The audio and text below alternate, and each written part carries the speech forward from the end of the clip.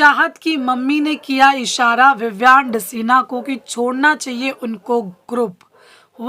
Indirectly चाहत की mummy Vivian को समझाने की कोशिश कर रही थी। उससे पहले आते ही वो सबसे ज़्यादा भड़की अविनाश मिश्रा पर। कई सारी बातें तो देखिए, एक माँ ने जो निकाली एक अपनी बेटी के लिए कि मेरी बेटी को गलत बोला है इस बंदे ने, तो ऑफकोर्स गुस्सा आता है। लेकिन कुछ जगहों पर मुझे चाहत की मॉम भी थोड़ी बहुत गलत लगी, मतलब थोड़ा सा ज़्यादा उनका हो गया था। जैसे कि ये लड़की बाज वुमनाइजर है, ये सारी चीज़ें जो उन्होंने बोली ऑफकोर्स वो सही नहीं थी। चाहत रोकने की भी कोशिश कर रही थी, लेकिन उनकी मॉम जो है ना, कहते नहीं भरी हुई आई थी। माँ नहीं किसी को बख्शती है, अगर उसके बच्चे पे आ जाती है ना तो माँ बख्शती नहीं है।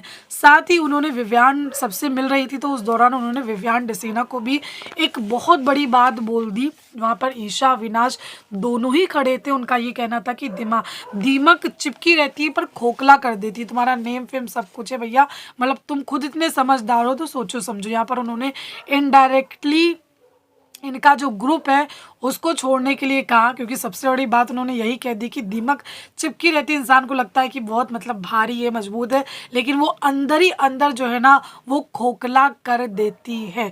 तो ये जो सीख है वो कहीं ना कहीं आई थिंक विवियान को लेनी चाहिए, क्योंकि अविनाश भैया जो है ना जिस तरीके से धोखे दे रहे हैं, यहाँ पर विवियान की वाइफ भी अब वो समझाती हुई नजर आ रही है।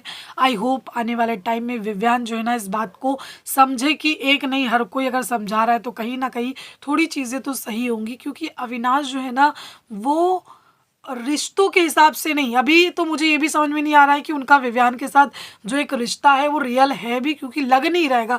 क्योंकि जो रियल रिश्ता बनता है किसी के साथ भी, चाहे घर में बने बाहर बने, अगर वो रियल है ना तो फिर वो फ़ायदे नुकसान के बारे में सोचता ही नहीं। लेकिन यहाँ पर जो है ना वो फ़ायदे नुकसान से जो है ना अविनाश जुड़े हुए हैं। अभी उनको लग रहा है कि शायद करण की वाहवाही हो रही है तो वो करण के पास जो है ना घुस रहे हैं। जैसे कि नौरेन ने बोला कि नॉमिनेट नॉमिनेट नॉमिनेट इविक्ट करो, हाथ मिलाओ और तुम दोनों फिनाले में पहुंच जाओ, और विवियान टाटा बाय बाय। तो कहीं ना कहीं ऑफकोर्स कहीं ना कहीं इस बंदे ने थोड़ी बहुत ये सब चीज़ें सोची थी होंगी, क्योंकि कभी नॉमिनेट करना, कभी उसका नाम ही नहीं लेना कि ये जीतेगा नहीं, फिर उसके बाद उस बात को मतलब कहीं ना कहीं किसी और एंगल में ले जाना, जब विवियान को ये बात का बुरा लगे कि नहीं मेरा ये मानना नहीं था, मेरा वो मानना नहीं था। तो ये सारी चीज़ें तो कहीं ना कहीं नज़र आ रही हैं। और अगर ये विवियान डसीना के साथ लॉयल रहता ना तो एक दोस्ती तो नज़र आती, मतलब इसकी क्लैरिटी नहीं है। मसला ये है कि इसकी क्लैरिटी नहीं है। अगर ये क्लियर रहता कि दुश्मनी करके चलनी है तो चल भाई तेरी दुश्मनी ही सही, दोस्ती है तो दोस्ती सही। वो चीज़ बिग बॉस के घर में जो है ना चलती है। ऐसा नहीं है कि आज दोस्ती है कल दुश्मनी, आज दोस्ती कल दुश्मनी, ये चीज़ जो है ना कहीं नहीं चलती है।